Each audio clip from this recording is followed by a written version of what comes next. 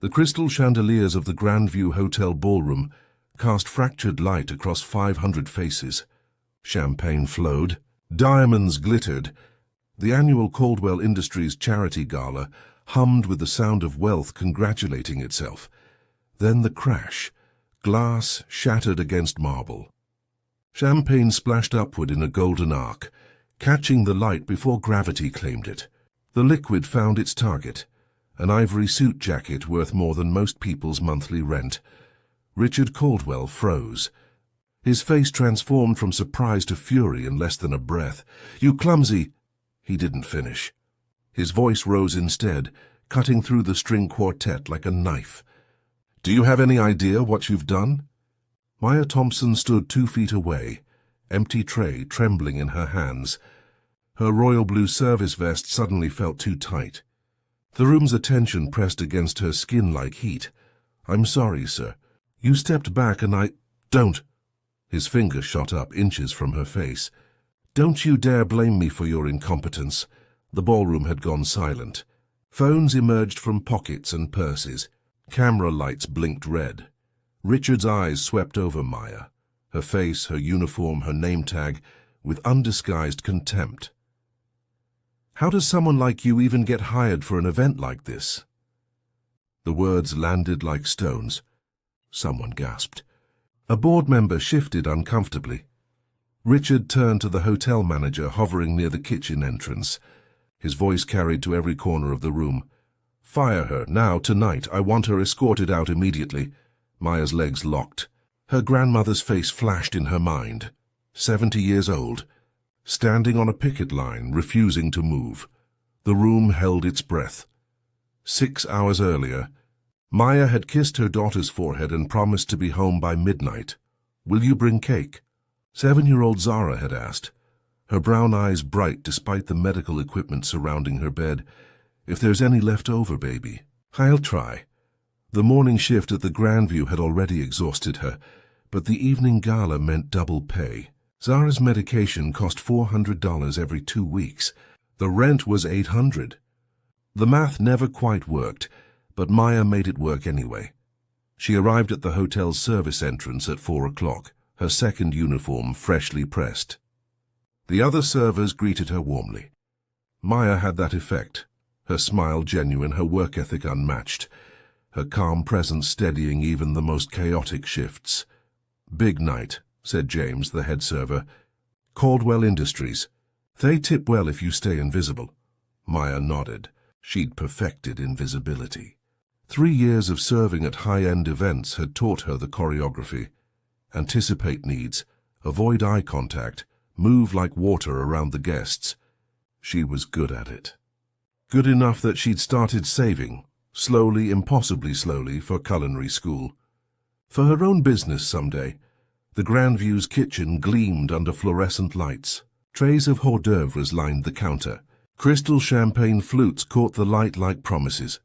"Stay focused tonight," James had said. "Caldwell's CEO has a reputation. Doesn't tolerate mistakes," Maya had smiled. She didn't make mistakes. The ballroom doors opened at 6. The guests arrived in waves of expensive fabric and practiced laughter.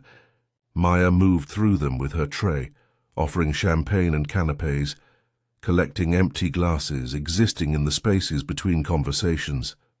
She'd served at hundreds of events like this.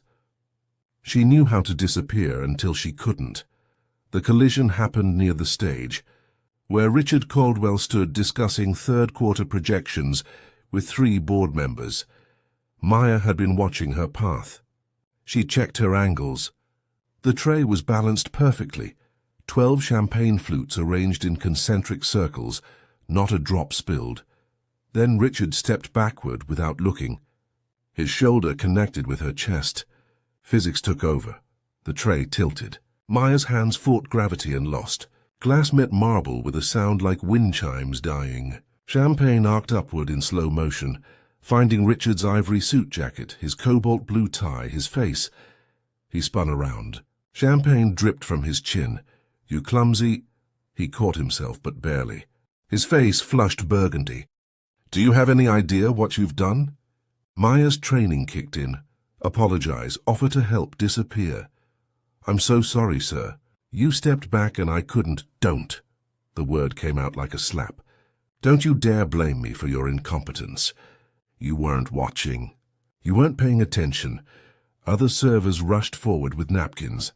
Richard waved them away, his attention fixed on Maya. The ballroom's ambient noise had dropped to whispers. Somewhere a violin stopped mid-note. How long have you worked here? Richard demanded. 3 years, sir. So it's 3 years and you still can't carry a tray without destroying a $5,000 suit. His voice rose with each word. What hotel hires people who can't do the most basic? He stopped. His eyes narrowed as he studied her face, her name tag, her uniform. Something shifted in his expression. Disgust mixing with something colder. How does someone like you even get hired for an event like this? The silence that followed felt alive. Dangerous. A woman in a lavender gown touched Richard's arm. Richard, it was an accident. He shook her off. Turned to find the hotel manager. You! Where's your manager? The hotel manager appeared, her face professionally neutral. Mr. Caldwell, I'm sure we can fire her. Richard's voice carried across the ballroom. Phones were recording now, a dozen red lights blinking. Now tonight, I want her escorted out immediately. And I want the name of whoever hired her. Maya stood frozen. The tray still trembled in her hands. Her face burned. Her throat closed around words that wouldn't come. Richard turned back to his conversation as if she'd already ceased to exist. But the board member in the lavender gown, Victoria Chen, though Maya didn't know her name yet, was still watching. Her expression unreadable. Her phone in her hand, recording. The kitchen corridor smelled like bleach and anxiety. Maya leaned against the cold tile wall, her uniform damp with spilled champagne. Her hands wouldn't stop shaking. Through the service door she could hear the gala resuming. Laughter, music, the sound of people pretending nothing had happened. But something had happened. Everyone knew it. The phone's recording, the whispers, the way Richard had looked at her. Like she was something stuck to his shoe, someone like you, 4 words. Maya had heard variations of them her whole life. In school, at job interviews, in stores where security followed her down aisles. She'd learned to let them slide off, to not give them weight, to keep moving forward. But tonight they landed different. Tonight they landed in front of 500 witnesses. Her phone buzzed. A text from her neighbor who was watching Zara. Everything okay? You're usually home by now. Maya closed her eyes. The medication, the rent, the careful budget that had no room for unemployment. She'd been 1 paycheck away from catastrophe for 3 years. Now she was 1 fired waitress away from losing everything. James appeared at her elbow. Maya, manager wants to see you. This was it. The exit interview, the escort to the door, the end. But as she pushed off the wall, something else stirred beneath the fear. A memory sharp and clear. Her grandmother at the kitchen table teaching her to braid her hair. When they try to make you small, baby, you stand tall. You hear me? You stand tall. Maya straightened her spine, smoothed her vest. Wiped her eyes, she wouldn't beg. She wouldn't apologize for existing. If they were going to fire her, she'd walk out with her head up, just like her grandmother taught her. The hotel manager's office was small and windowless. Patricia Morrison sat behind her desk, fingers steepled, expression carefully controlled. Sit down, Maya. Maya sat, her heart hammered. She prepared herself for the speech. Company policy, guest satisfaction, unfortunate circumstances. I'm not firing you, Patricia said. The words took a moment to register. Maya blinked. What? I'm not firing you. Not tonight. Not because Richard Caldwell had a tantrum in my ballroom. Patricia leaned forward. But I need you to understand something. That man owns half this city. He can make our lives very difficult. I understand. Maya's voice came out steadier than she felt. If you need me to resign, I need you to wait. Patricia's eyes held hers. Something's happening. Something bigger than tonight. And you might be the piece that finally makes it fall apart. Maya didn't understand. Didn't dare to hope. I don't. 3 years ago, I was the manager at the Riverside Hotel. Richard Caldwell had a private event there. A server, young black woman named Angela, spilled wine near his table. Not on him, just near. He had her fired. Threatened to pull all Caldwell Industries business from the hotel unless we terminated her immediately. Patricia's jaw tightened. I did. I'll regret it until I die. The office felt smaller. Maya's hands gripped the chair arms. 2 years ago, another incident at a different venue. Last year, another. Always women of color. Always public humiliation. Always the same demand. Patricia pulled out her phone. But tonight someone was watching. Someone who's been watching for a long time. She turned the phone screen toward Maya. A video played. The collision. The champagne, Richard's rage, his words clear and damning. How does someone like you even get hired? That's Victoria Chen, Patricia said, board chair of Caldwell Industries. She's been investigating Richard for months, quietly, carefully, and tonight he gave her exactly what she needed. Maya stared at the frozen image on the screen. Why are you telling me this? Because she's going to call you. Tomorrow, maybe the next day. And when she does, you'll have a choice. Patricia's voice softened. I know you have a daughter. I know you need this job. I know what I'm asking you to risk. Maya thought of Zara, of the medication, of the apartment they'd finally made into a home. She thought of her grandmother, who'd risked everything to march for dignity, who'd taught her that silence was sometimes survival and sometimes surrender. What would you do? Maya asked quietly. Patricia smiled, sad and fierce. I'd make them pay. For Angela, for all of us, I'd make them finally pay. Maya walked home through quiet streets, her mind churning. The night air was cool against her champagne-stained uniform. She'd left through the service entrance, avoiding the lingering gala guests, avoiding questions. Her phone buzzed 3 times during the walk. News notifications, social media alerts.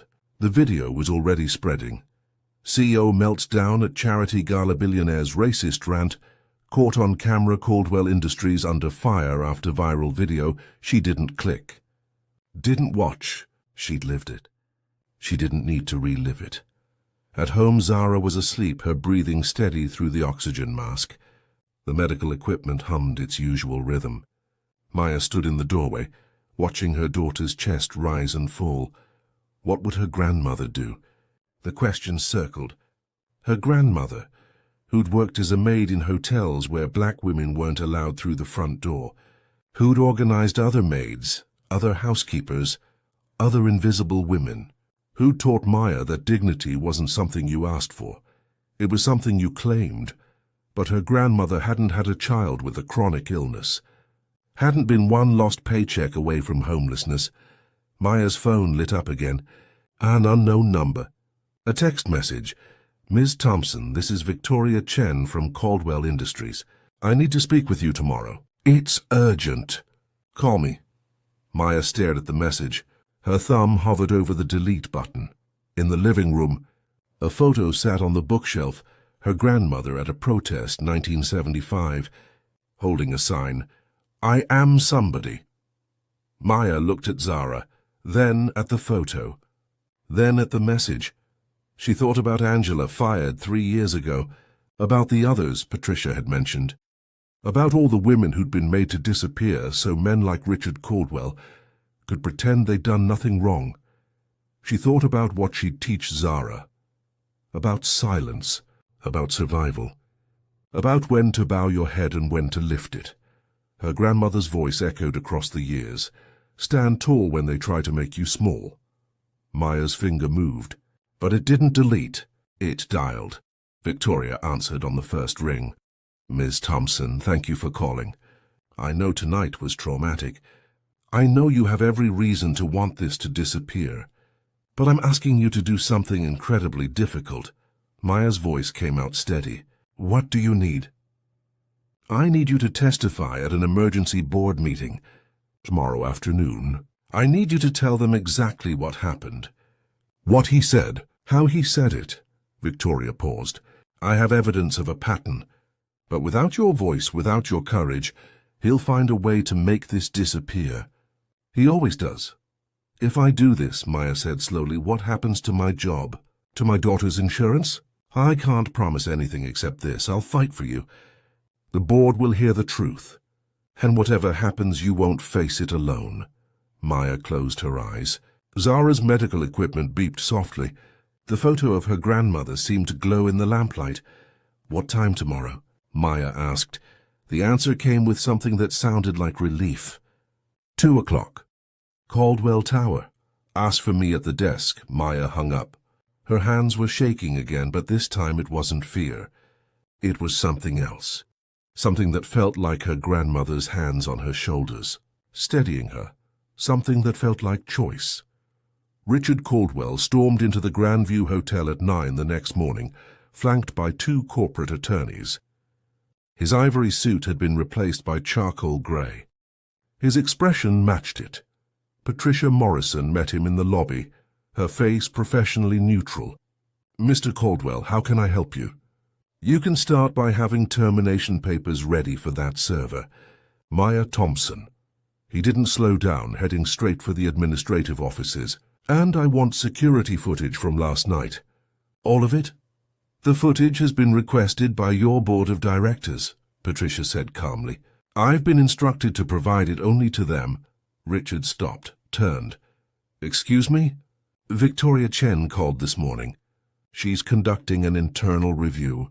All documentation relating to last night's incident goes directly to her office. Patricia's voice never wavered. I'm sure you understand. Company policy during investigations. The attorneys exchanged glances. Richard's jaw clenched. There's no investigation.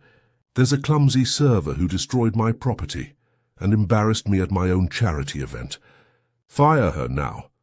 I can't do that without board approval during a review. Sir, I don't need board approval to fire a hotel employee. You do when the employee is considering legal action for workplace harassment. Patricia pulled out a document. Ms. Thompson has retained counsel. They've requested preservation of all evidence. Richard's face went burgundy. That's ridiculous. She's the one who was publicly humiliated and threatened with termination for an accident that video evidence shows was caused by you stepping into her path. Patricia's professional mask cracked slightly. Sir, I strongly suggest you speak with your board before taking any further action. One of the attorneys touched Richard's elbow, whispered something. Richard's eyes went cold. This is a mistake, he said quietly. A very expensive mistake. For her. For you. For this hotel. Perhaps. Patricia met his stare without flinching. But it's not my mistake to fix. Richard left without another word. The attorneys followed, already on their phones. Patricia waited until the lobby doors closed. Then she pulled out her phone and texted Maya. He knows, be ready. 2 p.m. Maya stood outside Caldwell Tower at 1:45 p.m., her heart trying to escape through her ribs. The building stretched 50 stories into a grey sky, all glass and steel and corporate power. She'd left Zara with her neighbor, borrowed a blazer from a friend, practiced her testimony in the mirror until the words felt like stones she could throw. But standing here, looking up at the building that bore Richard Caldwell's family name, the courage from last night felt paper-thin. Her phone buzzed. A text from an unknown number. Don't show up. You'll regret it. Last warning. Then another. Your daughter's school is Franklin Elementary, right? Pretty little girl. Maya's blood went cold. Her hands started shaking. The phone nearly slipped from her grip. This was it. The moment when silence stopped being cowardice and started being survival. Zara was 7 years old, vulnerable, sick. The only thing that mattered. Maya turned away from the building, started walking. 1 step, 2, her phone rang. Victoria Chen's number, Maya answered, her voice hollow. I can't do this. They're threatening my daughter. I know. Victoria's voice was tight with anger. We traced the texts. They came from Richard's personal attorney's phone. Maya, this is exactly what he does. He scares people into silence, and it works. Every time. A pause. But not this time. Because we have something he doesn't. What? 4 other women. Angela from 3 years ago. 2 others from different incidents. They're all in the boardroom right now, waiting. They found each other after your video went viral, and they're all ready to testify. Victoria's voice softened. You're not alone anymore. But we need you. Your voice. Your testimony. This only works if we all speak together. Maya stood on the sidewalk, people streaming past her. Her phone felt heavy as a brick. My daughter, she whispered. My security team is already at her school. Plain clothes. She won't even know they're there. And the texts you just received. Their evidence, intimidation, witness tampering. Richard's attorney just made everything worse for them. Victoria paused. Maya, it's time. One way or another, you're part of this story. The only question is whether you write it or let him erase you. Maya closed her eyes, saw her grandmother's face, heard Zara asking why people were mean to Mommy sometimes, felt the weight of all the women who'd been erased before her. She turned back toward Caldwell Tower. I'm coming up, she said. The elevator ride lasted forever. The doors opened on the 48th floor.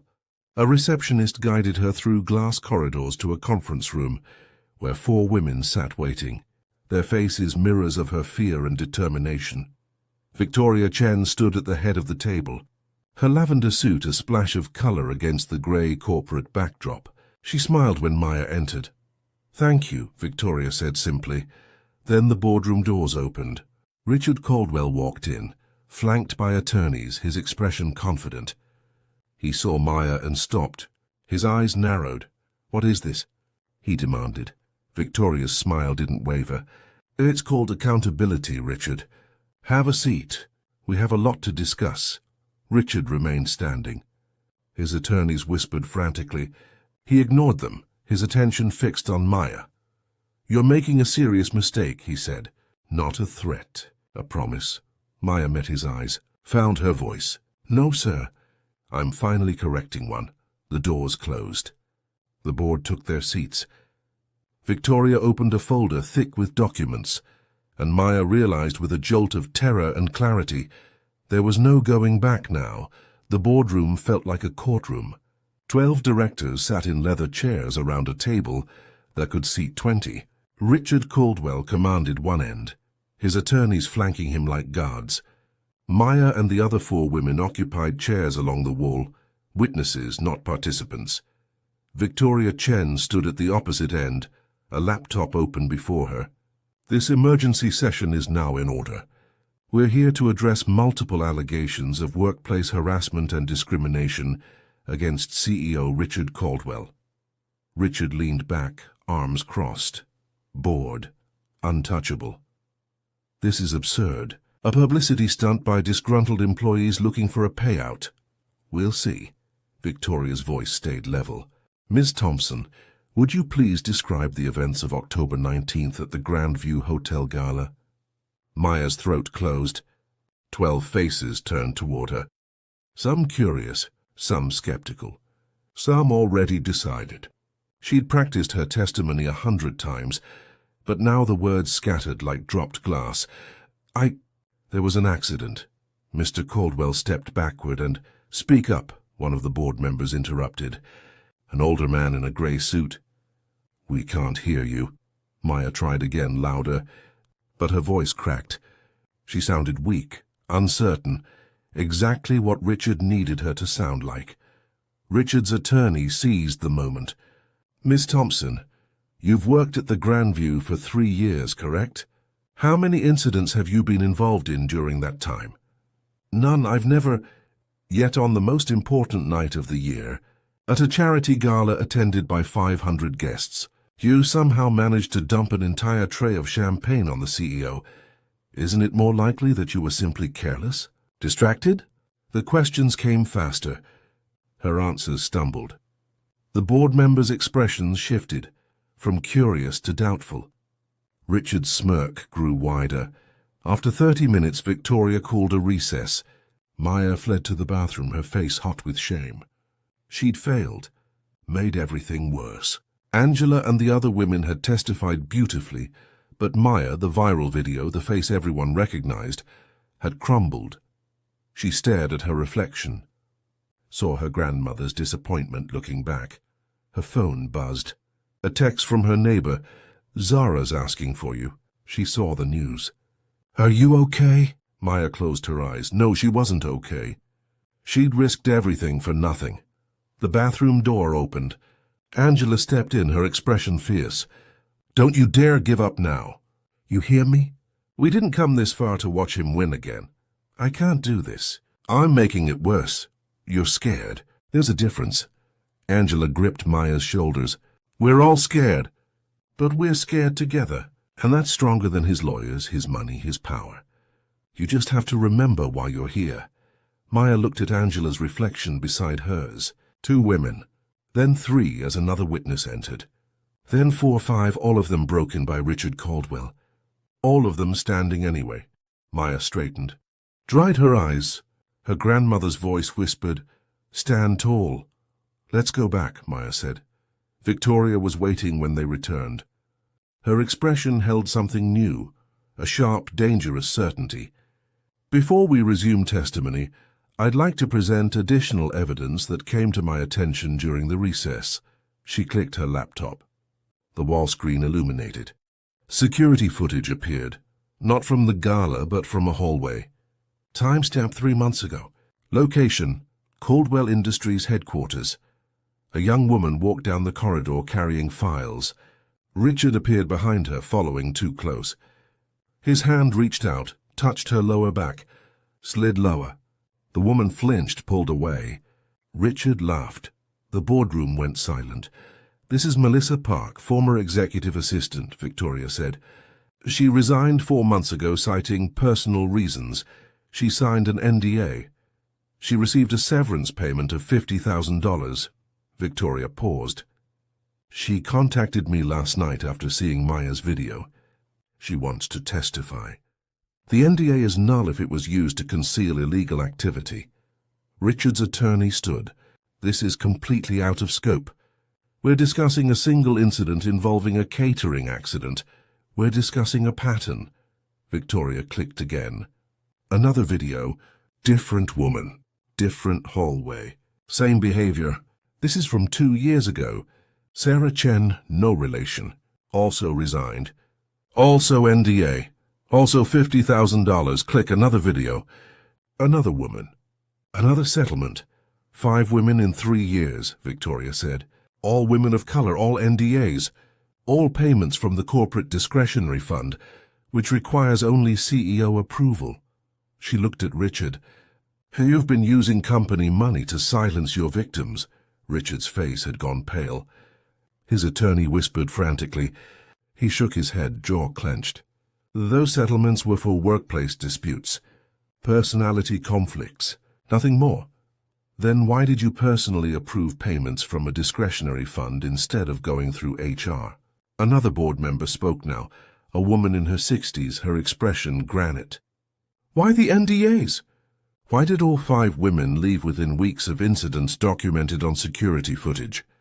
I don't have to justify business decisions to—" "Yes?" the woman interrupted. "You do, to this board. Right now." Victoria turned to Maya. "Miss Thompson, when Mr. Caldwell confronted you at the gala, what exactly did he say? His precise words?" Maya's voice came stronger this time. "How does someone like you even get hired for an event like this? And what did you understand that to mean?"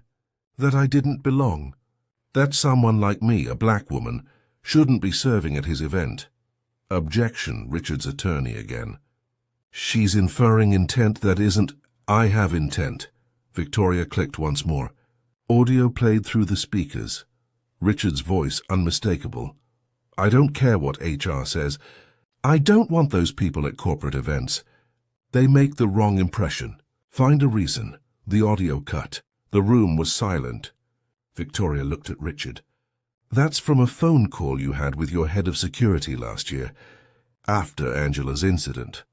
We recovered it from the company server during the investigation." She paused. "You want to claim there's no pattern?" "No intent. Explain that." Richard stood. His chair scraped. "This meeting is over. I'm the CEO of this company. I don't answer to— Sit down, Richard. The woman who'd interrupted earlier stood as well. I'm Margaret Holloway, lead director, and as of this moment you're suspended pending board vote. You answer to us. You always have. You just forgot. Richard's attorneys scrambled. Papers shuffled. Threats whispered. But Richard himself just stared at the board, at Victoria, at Maya. Something in his expression cracked. Just for a moment. Long enough to see the fear beneath the rage. He sat. The testimony resumed. But the energy had shifted. The board wasn't asking if Richard had created a hostile environment. They were documenting how extensively he had Melissa Park appeared via video conference, her face composed, but her voice shaking. He cornered me in the copy room, put his hand on my hip, said I looked good in tight skirts, should wear them more often. Another woman appearing remotely. He called me into his office, closed the door, asked if I'd earned my promotion. Then he touched my hair, said he'd always wondered what it felt like. Angela's voice steady and clear. He made me feel like I didn't deserve to be there. Like I was only hired to fill a quota. Like my work didn't matter because of my skin. The pattern emerged in stark detail. Richard didn't commit one dramatic act. He committed 100 small ones. Death by 1,000 cuts. Plausible deniability weaponized over years. Victoria presented the evidence methodically. Security footage, audio recordings, text messages between Richard and his attorney discussing problem employees, financial records showing settlements buried in discretionary spending. Then she turned to Maya. Miss Thompson, tell the board why you almost didn't come today. Maya pulled out her phone. Read the texts threatening her daughter. Her voice didn't shake this time. This came from his attorney's phone. 2 hours before this meeting, Richard's attorney went pale. That wasn't— We traced it. Victoria's smile was sharp. Corporate phone records. Your number. Your personal cell tower location. She looked at the board. Witness intimidation sent by Richard's own legal counsel. While representing him in these proceedings, Margaret Holloway leaned forward. Richard, you have one chance, right now. Tell the truth, all of it, or we vote immediately. Richard's facade cracked completely. His hands clenched on the table. You don't understand. I built this company. My father built this company. I'm not going to let it be destroyed by— He caught himself. Too late. By what? Victoria's voice went cold. Say it, Richard. By women? By black women? By people who dare to expect respect in their workplace. That's not what I meant. Then what did you mean? Margaret again. Because from where I sit, you've spent 3 years harassing employees, silencing victims, and using company resources to cover your tracks. You've exposed us to massive liability, destroyed our reputation, made us complicit in behavior that's not just unethical, it's criminal. I never touched anyone inappropriately. I never used racial slurs. You created an environment where 5 women felt unsafe, Victoria interrupted, where they couldn't report harassment without fear of retaliation, where their careers ended and yours continued. That's not a defense, Richard.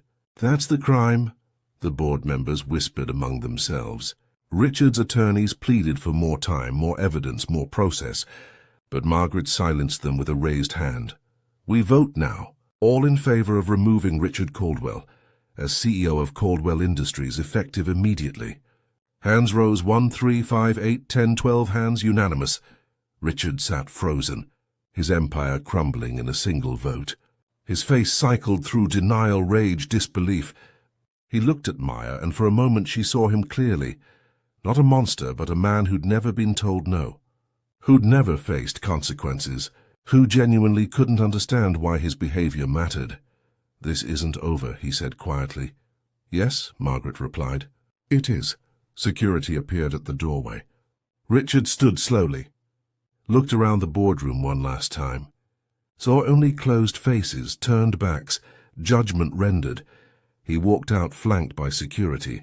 His attorneys followed, already discussing appeals, severance negotiations, damage control. The door closed. The room exhaled. Maya realized she was crying. So was Angela. So were half the board members. Not from sadness. From release. From justice finally, impossibly arriving. Victoria crossed to Maya, extended her hand. Thank you. For your courage. For speaking. For making this possible. Maya took her hand, found her voice. I almost didn't come, but you did. That's what matters, Victoria smiled. We all almost didn't come. That's what makes it brave. 3 weeks later, Maya stood in a commercial kitchen in downtown, sunlight streaming through tall windows. The space smelled like fresh paint and possibility. A sign hung above the door, letters in gold. Zara's Table, Catering with Heart. Victoria had kept her promise. Caldwell Industries established a victims fund, $5 million for impacted employees, business grants for those who wanted to start over, therapy coverage for everyone. Maya's grant covered the lease, equipment, and 6 months of operating costs. She'd quit the Grandview, not in anger but in gratitude. Patricia had written her a recommendation that opened doors. Other hotels called offering positions, but Maya knew what she wanted now, her own kitchen, her own rules, her own future. Zara sat at a prep table, arranging flowers in mason jars. Her oxygen tank rested beside her chair, but her smile was bright. Mama, can I help make the cookies? Always, baby. The door chimed. Angela entered, followed by 2 of the other women who'd testified. They'd formed a survivors group, meeting weekly, supporting each other, rebuilding what Richard had tried to destroy. We brought champagne, Angela announced, holding up a bottle. Non-alcoholic, trauma-free, they laughed. Poured glasses, toasted new beginnings. Maya's phone buzzed. The news alert. Caldwell reaches $40 million settlement in harassment lawsuit. CEO banned from board service nationwide. She closed the notification. She didn't need updates on Richard's downfall. His story was over. Hers was just beginning. That evening, after everyone left, Maya stood alone in her kitchen. She thought about the gala, the champagne, the terror, the choice to speak when silence would have been safer. She thought about her grandmother, who'd never lived to see this kitchen, but whose hands had shaped every choice that led here. The space felt full of ghosts, good ones. Women who'd fought, women who'd survived, women who'd refused to disappear. Maya pulled out her phone, took a photo of the kitchen, the sign, the future she'd claimed, posted it with a simple caption, "We built this together." Within minutes, messages flooded in. From Angela, from Melissa, from dozens of women she'd never met, who'd watched her video and found their own courage. One message made her pause. From Patricia, "Your grandmother would be so proud." "I know I am," Maya smiled. Typed back, "Thank you. For everything. For seeing me when you could have looked away." She locked up, drove home to Zara, made dinner, read bedtime stories, tucked her daughter in with the usual kisses and promises. Normal life. Hard won. Finally hers. 6 months after the board meeting, Maya received an invitation to speak at a women's leadership conference. She almost declined. Public speaking terrified her, and the story still felt raw, but she went. Stood on a stage in front of 300 faces. Told her story from beginning to end. "People ask me if I regret it," she said, her voice steady. "If I'd do it again, knowing what it would cost. The threats, the fear, the nights I couldn't sleep wondering if I'd made the right choice." She paused, looked out at the audience, saw women nodding, recognizing their own fears reflected back. "The truth is, I almost didn't do it. I almost stayed silent. Almost disappeared like Richard Caldwell wanted. Because silence is survival when you're vulnerable. When you have a child depending on you. When one wrong move could cost you everything." She smiled. "But I learned something that night. Silence isn't just survival. Sometimes it's slow death. Death of dignity. Death of self-worth. Death of the future you deserve." The audience was silent. listening. I stood up because other women stood with me, because Victoria Chen used her power to protect instead of dominate, because my grandmother taught me that dignity isn't given, it's claimed. One brave word at a time, Maya's voice softened. If you're facing your own Richard Caldwell, remember this. You're not alone. Your voice matters. Your story matters. And sometimes the bravest thing you can do is speak, when silence would be easier. She stepped back from the microphone. The applause started slowly, then built into something that felt like thunder, like justice, like recognition. Afterward, women lined up to share their stories. Some were still fighting. Some had already won. Some were just beginning to find their courage. Maya listened to each one, offered what comfort she could, reminded them they weren't alone. That night, back in her kitchen at Zara's table, Maya looked at the photo of her grandmother. The protest sign, the fierce eyes, the refusal to disappear. She finally understood what her grandmother had been trying to teach her all along. Power isn't something you're given.